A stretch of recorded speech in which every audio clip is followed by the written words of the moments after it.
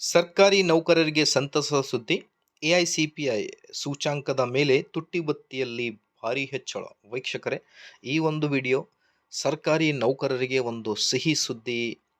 ತುಟ್ಟಿ ಭತ್ಯೆ ಕುರಿತು, ವರ್ಷದ ಮೊದಲನೇ ತುಟ್ಟಿ ಭತ್ಯೆ ಕುರಿತು ಎಷ್ಟು ಏರಿಕೆಯಾಗಲಿದೆ ಡೀಟೇಲ್ ಆಗಿ ಡಿಸ್ಕಸ್ ಮಾಡೋಣ. ಅದಕ್ಕಿಂತ ಮುಂಚೆ ನೀವು ಕೊಡುವ ಒಂದೇ ಒಂದು ಲೈಕ್ ನಮಗೆ ಸಪೋರ್ಟ್ ಆಗಿರುತ್ತೆ. ದಯಮಾಡಿ ವಿಡಿಯೋನ ಲೈಕ್ ಮಾಡಿ, ಅದರ ಜೊತೆಗೆ ನಮ್ಮ ಯೂಟ್ಯೂಬ್ ಚಾನಲನ್ನು ಕೂಡ ಸಬ್ಸ್ಕ್ರೈಬ್ ಮಾಡಿಕೊಳ್ಳಿ.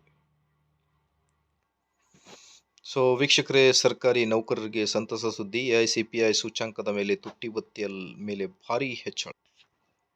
ಸ್ಕ್ರೀನ್ ಮೇಲೆ ಗಮನಿಸ್ತಿರ್ಬೋದು. ಹೊಸ ವರ್ಷದ ಆರಂಭವು ಸರ್ಕಾರಿ ನೌಕರರು ಮತ್ತು ಪಿಂಚಣಿದಾರರಿಗೆ ನಿರಾಳವಾಗಲಿದೆ.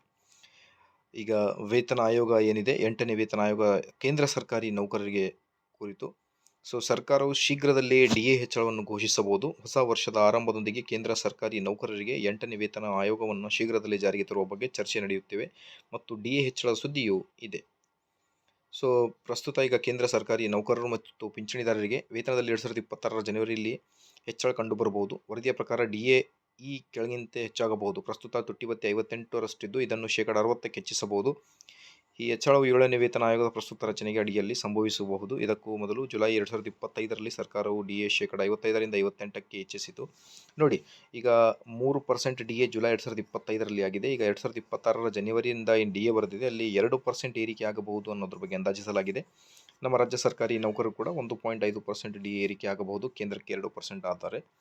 ಮಾಹಿತಿ ಇಷ್ಟದಲ್ಲಿ ಲೈಕ್, ಶೇರ್ ಆ್ಯಂಡ್ ಸಬ್ಸ್ಕ್ರೈಬ್.